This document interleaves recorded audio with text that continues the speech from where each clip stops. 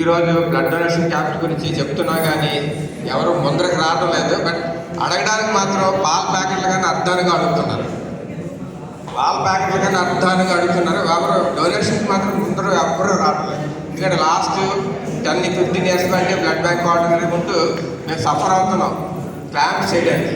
ఒక్కొక్కరు ముందర అంటున్నారు కానీ ముందరకు రావట్లేదు. మన్నాడు ఫోన్ చేస్తాం మాకు 5 ప్యాకెట్లు యూనిట్ కావాలని చెప్పి. 5 ప్యాకెట్లు మినిమం ఏమంటే వాటర్ ప్యాకెట్ల కన్నా అర్థాన్ని కాదు ఒకరైనా మీరు డొనేషన్ ఇవ్వండి అంటే ఇవ్వటం లేదు.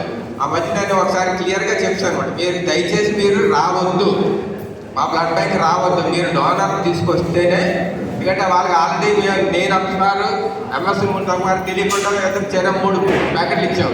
వాళ్ళు ఆల్రెడీ బై నేను కాల్ పేరు వీరి పేరు యూటిలైజ్ చేసి 6 యూనిట్లు తీసుకున్నాను. ఒక్కసారి డోనర్ తీస్తే నేను క్లియర్లీ మా బ్లడ్ బ్యాంక్లో మా అడ్మినిస్ట్రేటివ్ ఆఫీస్కి మా స్టాఫ్కి కూడా క్లియర్ అయ్యారు. వాళ్ళు కానీ వస్తే మీరు బ్లడ్ ఇవ్వద్దు అని చెప్పారు.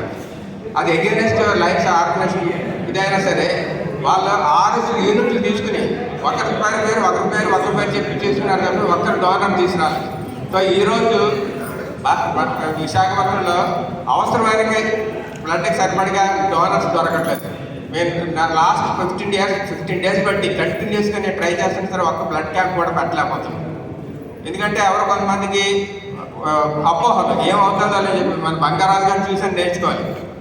ఆయన ఎన్నిసార్లు ఇచ్చారు. అలాగే మన లైన్స్ ఇంటర్నేషనల్లో చార్లెస్ ఫ్లాగ్ అన్నట్టు సిడ్నీ లైన్స్ క్లబ్లో మొన్న కూడా ఆయన 168వ ఇచ్చారు. 168 సార్లు. అందులో 90% ఓన్లీ సింగిల్ ప్లేట్లెట్స్ గురించి. సింగిల్ ప్లేట్లెట్స్కి ఇవ్వాలంటే డోనర్ ఎవరు కనీసం 45 minutes మెషిన్ మీద ఉండాలి. మామూలు బ్లడ్ ఇవ్వాలంటే 5 minutes.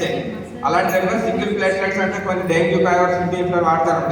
అది మినిమం 45 minutes పేషెంట్ డోనర్ అయినా మెషిన్ మీద ఉండాలి. ఏంటంటే దాంతో 2 యూనిట్లు పడతారు. 2 యూనిట్ ఒకటేమో ఓన్లీ ప్లాస్మా తీసుకుంటుంది, ప్లేట్లెట్స్ తీసుకుంటే మళ్ళీ బ్లడ్ మళ్ళీ బాడీలోకి వెళ్ళిపోతుంది. అలాంటి దానికి 45 minutes ఉండి డోనర్స్ కూడా ఈ మధ్యలో దొరకట్లేదు. అలాంటి దాంట్లో సిడ్నీ నుండి మొన్న ఇచ్చారు 169వ. అంత ఉన్నా సరే మన దగ్గర ఇంకా అపోహ వల్ల ముందరికి రావట్లేదు. అయినా కూడా మేము అలాగే ఇప్పుడు మన లైఫ్ బ్లడ్ బ్యాంక్ గర్వంగా చెప్పుకుంటాం. ఎందుకంటే కోవిడ్లో విశాఖపట్నంలో అన్ని లైఫ్ బ్లడ్ బ్యాంకులు పడుకున్నాయి.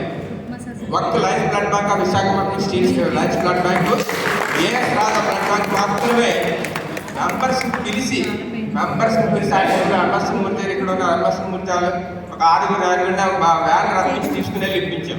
అలాగే మా ఊరిలో ఒక 4 తీసుకొని పంపించాం. దుర్గాప్రసాద్ గారు అయితే ప్రతి మెంబర్కి వచ్చి, ఎందుకంటే మనం